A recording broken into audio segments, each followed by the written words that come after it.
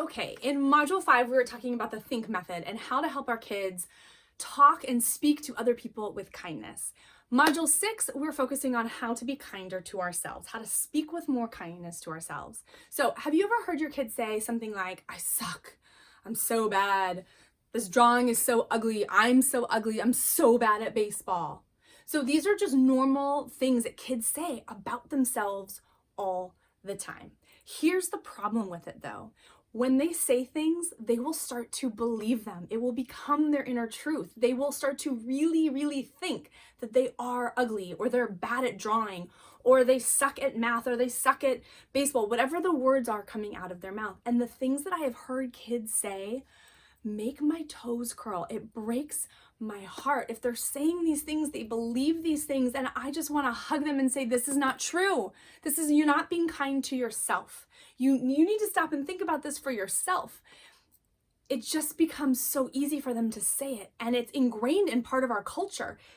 But we can stop it. We can break this cycle.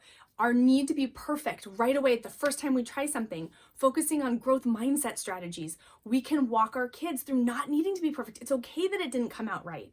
And I'm a recovering perfectionist, so I get the need to want to make everything amazing the first time I do it. It's not reality. It's not going to happen. And helping our kids with that is really important.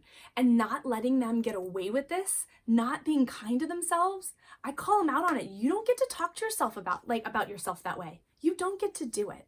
And so here's how we talk about it. So we've talked about the golden rule, treating other people the way you want to be treated. To help them be kind to themselves, we talk about the backwards golden rule. The backwards golden rule is this: you're not allowed to say anything about yourself that you wouldn't say to a friend.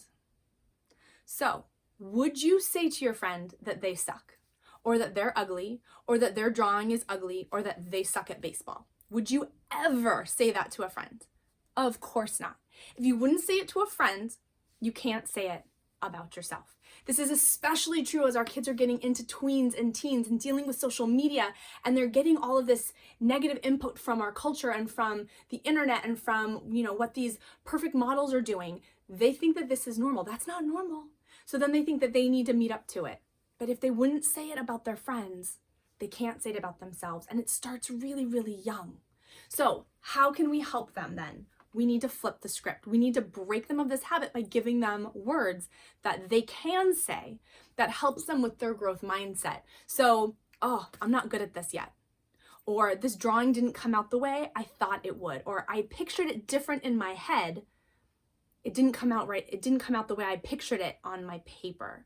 So when my kids are saying nasty things about themselves, I say, would you say that to a friend?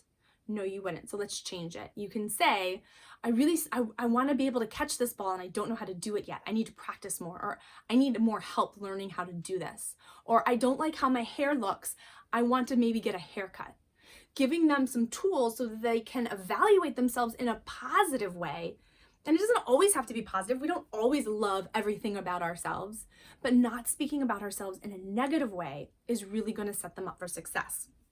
So you can say, I wish I was better at this. I want to learn how to do this. I need to practice this more. My plan didn't work.